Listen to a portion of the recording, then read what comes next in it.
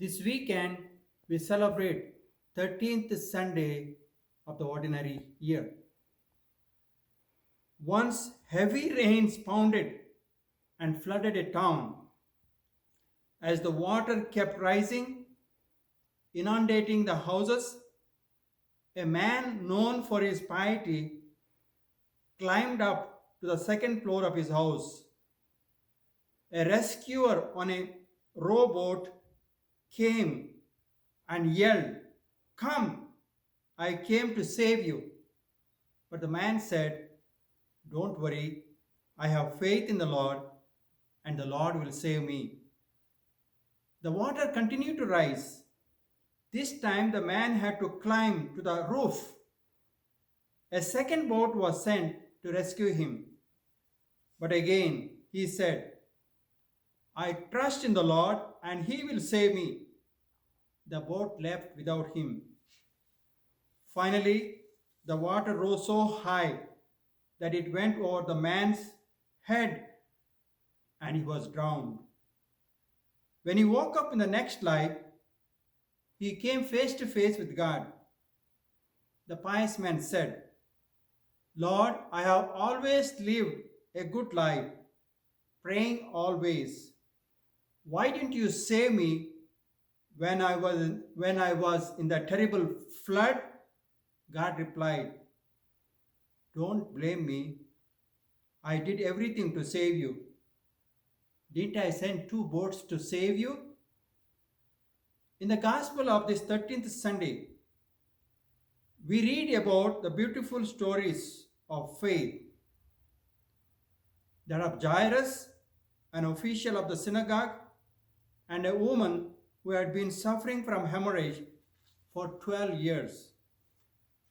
Those two episodes tell us through Jesus' action that God, in His compassion, helps.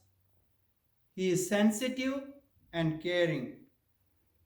He does have time for people, big people like Jairus, and little people like the unnamed woman.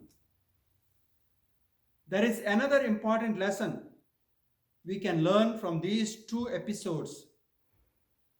Both had strong faith in the Lord, but take note, each one took extra effort to look for Jesus.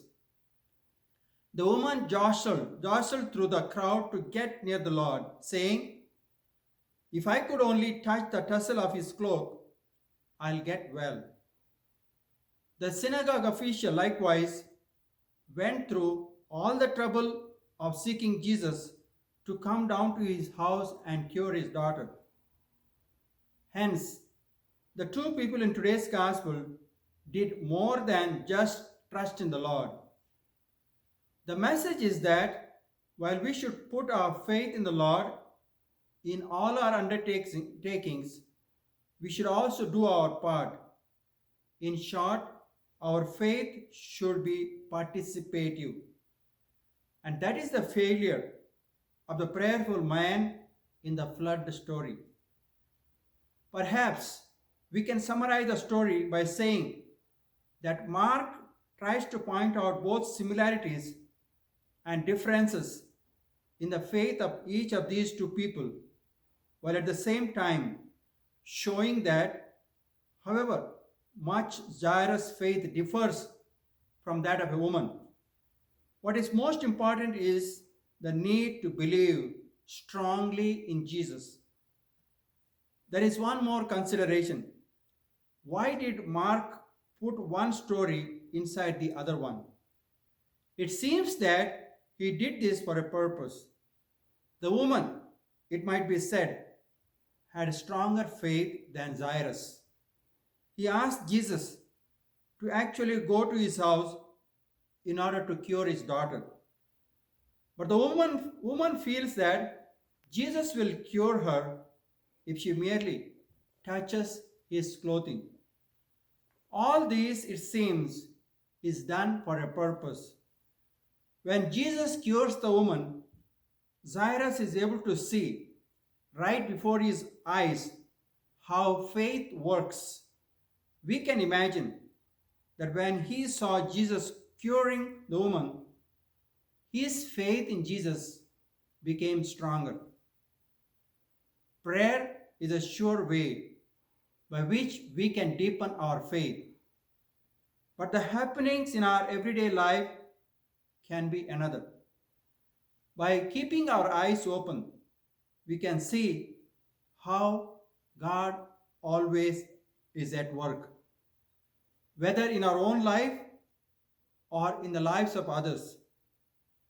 He continually blesses people. All we have to do is to be alert to the many signs God gives us of His love. As the saying goes, God helps those who help themselves.